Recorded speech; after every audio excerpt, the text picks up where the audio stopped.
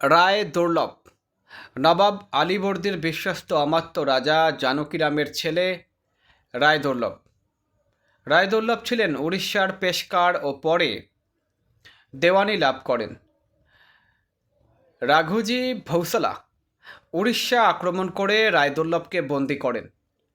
3 লক্ষ টাকা জরিমানা দিয়ে তিনি মুর্শিদাবাদে চলে আসেন এবং রাজা রামনারায়ণের মুৎসদ্দি পদে নিয়োজিত হন।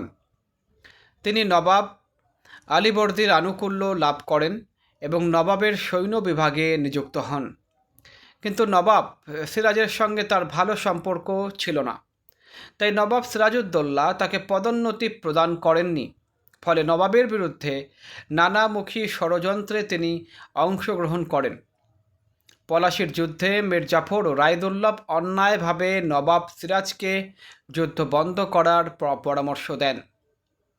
তাদের কুপরামর্শে সিরাজ যুদ্ধ বন্ধ করে দেন। ফলে ক্লাইভের সৈন্যরা প্রায় বিনা যুদ্ধে জয়লাভ করে।